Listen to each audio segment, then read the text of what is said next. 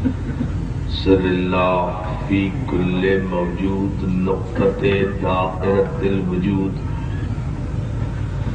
صاحب لواء الحمد والمقام المحمود مولانا و مولا الثقلین جد الحسن والحسین بالقام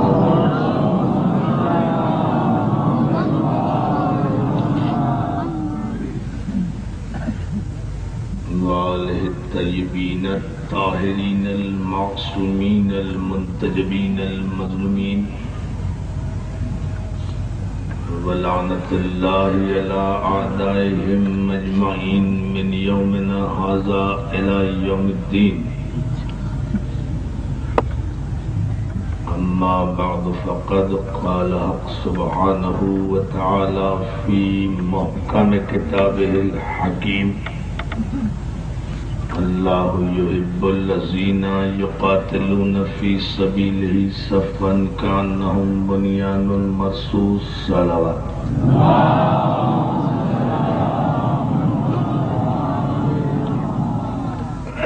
حاضرین گرامی قادر اداداران مظلوم کربلا رضویہ امام بارگاہ میں مجلس شب عاشور جہاد معصوم عنوان گفتگو ہے۔ میں اپنا فریضہ سمجھتا ہوں آج کی اس آخری مجلس میں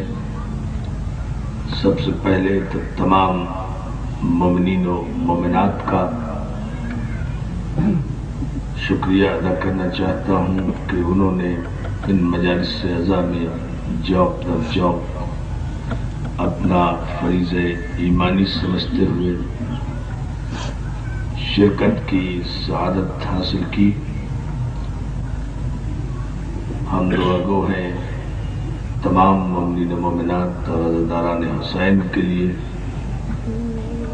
کہ خداوند عالم ان تمام مومنین و مومنات کو کہ جو ان مجالس میں آئے اور وہ بھی جو کسی مجبوری کے سبب نہیں آ سکے، پروردگار عالم ان سب کو سال بھر اپنے حفظ و امان میں رکھے۔ ہم شکر گزار ہیں کراچی کی انتظامیہ کے کہ جنہوں نے اس عظیم الشان عشرے کے انتظامات کے سلسلے میں ٹریفک کے انتظامات، تحفظ کے انتظام، سیکیورٹی کے تمام انتظامات کے سلسلے میں بھرپور فعال کردار ادا کرتے ہوئے احساس ذمہ داری کا مظاہرہ کیا۔ اس کی جزا ہماری کراچی کی انتظامیہ کو یقیناً بارگاہ سید الشہداء سے ملے گی۔ ہم شکر گزار ہیں تمام ان تنظیموں کے جنہوں نے رضویہ ٹرسٹ کے ساتھ، ہمارے ان دوستوں کے ساتھ کہ جنہوں نے پہلی مرتبہ اتنے عظیم شان عشر محرم کا اہتمام کیا، جن تنظیموں نے، نوجوانان رضویہ نے، تحریک انقلاب اسلامی نے، ہمارے اسکاؤٹس نے، ہماری انجمن غمخواران عباس نے اور دیگر علاقے کے شیعہ سنی نوجوان دوستوں نے جس طرح، جس انداز سے، جس اتحاد کے ساتھ، جس جذبہ عقیدت کے ساتھ محسن انسانیت کا غم منانے میں مدد دی، ہم اس پر ان تمام دوستوں، تنظیموں، ارکان اور افراد کا شکر گزار ہیں اور دعا کرتے ہیں کہ خداوند عالم ان کی تمام حاجات شرعی، دینی اور دنیاوی کو بر لائے۔ عزیزان محترم، ہمارے معزز مہمانان گرامی جو وقتاً فوقتاً مختلف مجالس میں خصوصی طور پر یہاں شرکت کرتے رہے، ہم ان سب کے لیے بھی دعا گو ہیں کہ خداوند عالم ان کا ان مجالس میں آنا قبول فرمائے میں ان سب کا شکرگزار ہوں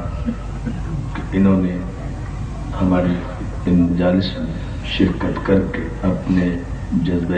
ایمانی کا مظاہرہ کیا۔ عزیزان محترم، ہم دعا گو ہیں بتصدق محمد و اہل بیت محمد کہ جو مومنین و مومنات، جو مسلمین و مسلمات بیمار ہیں، جہاں جہاں بھی ہیں، خداوند عالم انہیں صحت کامل عطا فرمائے۔ ان کے لیے جہاد کیا، انسانیت کو ہلاکت میں ڈالنے کے لیے جہاد نہیں کیا، انسانیت کا قتل عام نہیں کیا۔ اب کسی تمہید کی ضرورت نہیں ہے، زد صاحب بس توجہ فرماتے جائیں۔ میں نتیجے عرض کر کے مختصراً، چونکہ بہت مختصر گفتگو کر کے ہمیں مصائب کی طرف آج تفصیل آنا ہے، چونکہ مجلس شب عاشور ہے۔ عزیزان محترم، جہاد معصوم کے عنوان سے جو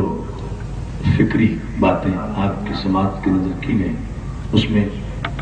انبیاء ما سبق کا جہاد، ان کا انداز جہاد، ان کا انداز تبلیغ اور ان کے طریقہ جہاد پر مفصلاً روشنی ڈالی گئی، اور ملت کو آگاہ کیا گیا کہ ہر جنگ جہاد نہیں ہوتی۔ جو ہوس ملکگیری کے لیے ہو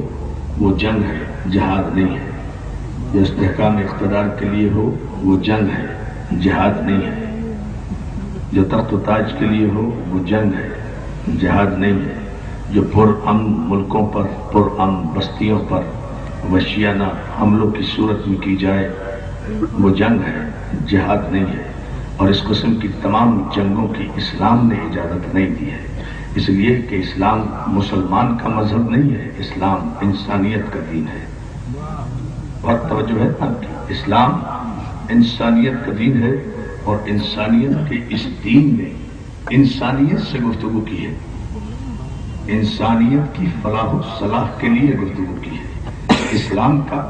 نقطہ نگاہ اور اسلام کا مخاطب انسان ہے۔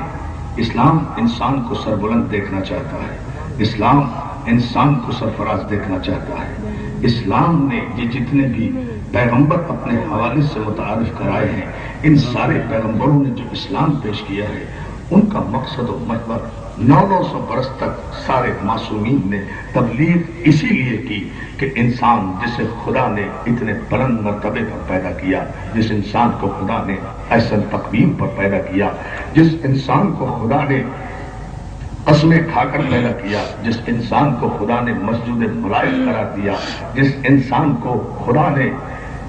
احترام اور عزتوں کا مرکز و محور بنایا، جس انسان کے سامنے خدا نے اپنی معصوم فرشتوں کو جھکا دیا، جس انسان کے لیے خدا نے یہ ساری کائنات پیدا کی، جس انسان کے لیے خدا نے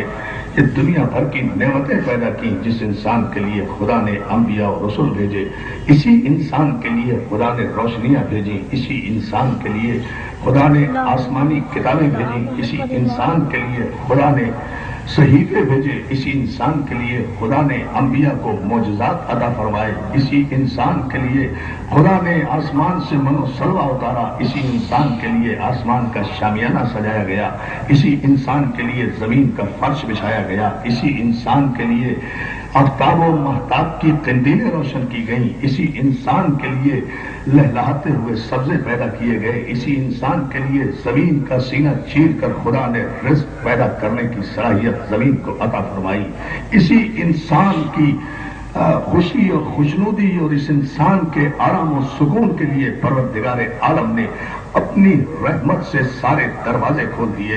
اس انسان سے خدا صرف یہ چاہتا ہے ان ساری نعمتوں کے بدلے میں کہ تم انسان بن کر اس دنیا میں باقی رہو۔ میں نے تمہیں انسان پیدا کیا ہے، مشیت کے مزاج پر گرا گزرتا ہے۔ اگر کوئی انسان اپنی منزل انسانیت سے نیچے آتا ہے، اگر کوئی انسان، یعنی اندازہ کیجئے اس خالق حقیقی کو کتنی زحمت ہوتی ہوگی، محتاط لفظ استعمال کر رہا ہوں، اس مالک کو کتنی زحمت ہوتی ہوگی کہ جب وہ یہ دیکھتا ہوگا کہ یہ وہ انسان ہے جس کے آگے میں نے اپنے فرشتوں کو جھکایا تھا، اب یہ انسان اتنا گر رہا ہے کہ درختوں کے آگے جھک رہا ہے، پتھروں کے آگے جھک رہا ہے، اقتدار کے آگے جھک رہا ہے، انسانوں کے آگے جھک رہا ہے۔ میں نے تو فرشتوں کو اس کے سامنے جھکایا تھا، میں نے تو